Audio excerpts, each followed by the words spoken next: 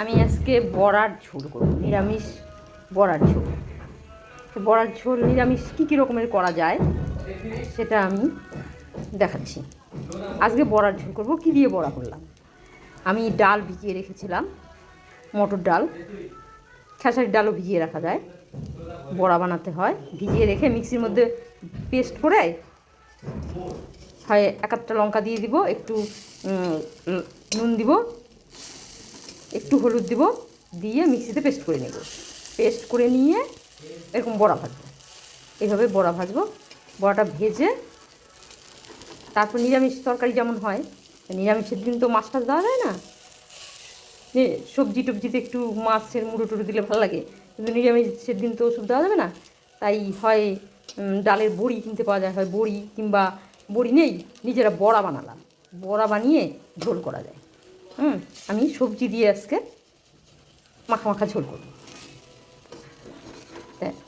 বড়ি আমার এইভাবে ভেজে নিলাম, বড়া, মটর ডালের বড়া। এই বড়াটা আবার ভাতের সাথে যদি দেওয়া যায়, গরম গরম ভাতের সাথে, হয়তো শাক টাক দিয়ে ভাত খাচ্ছে, তখন হয়তো একটু সাথে দুটো বড়া দিলাম, বেশ হেভি টেস্ট। সবাই খেতে ভালোবাসে, এটা বাচ্চা বুড়ো সবাই ভালোবাসে। আমরা এইসব মানে করতে হয়, কারণ বিভিন্ন রকমের নিরামিষ কী করবো, নিরামিষের দিন তো আর ওই খালি ডাল আর সবজি বানাবো এরকম তো হয় না, এক এক দিন এক এক রকম।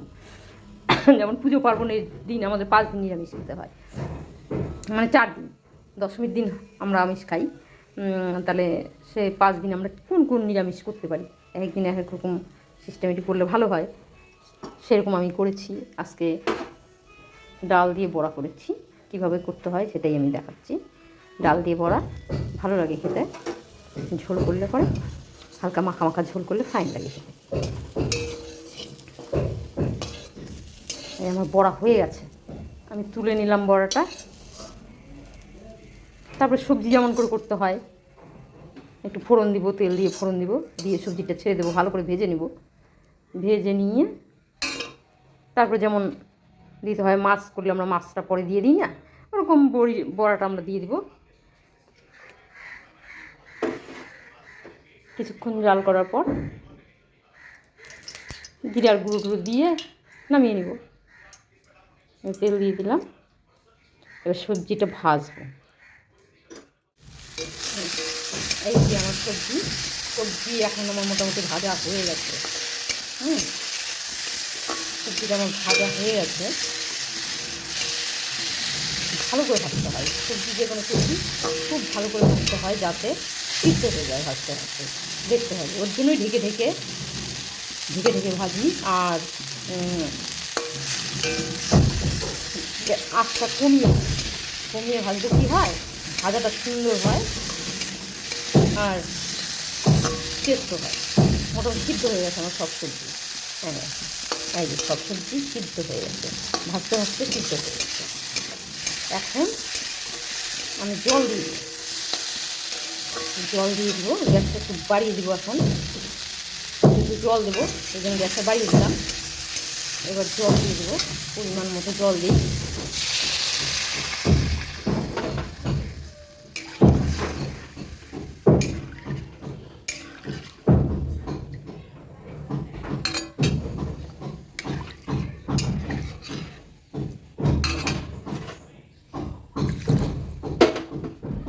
ব্যাস হয়ে গেল।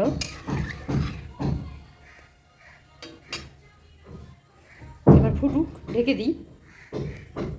এই যে আমার ঝোল মোটামুটি হয়ে গেছে, এখন আমি বড়িগুলো ছেড়ে দেবো।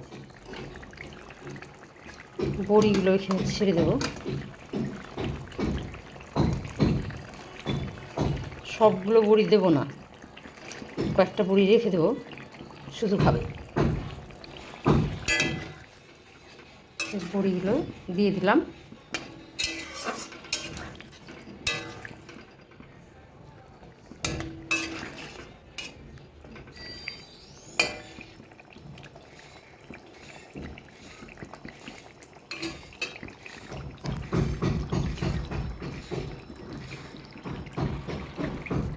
একটু জিরার গুঁড়ো দিয়ে দিই।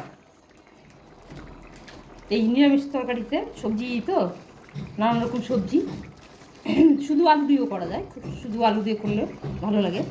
শুধু আলু দিলে পরে একটু গরম মশলা দিতাম, তাই একটু সবজি দিয়েছি, গরম মশলা দেবো না, শুধু জিরার গুঁড়োটাই দিব। জিরার গুঁড়ো দিয়ে দিলাম।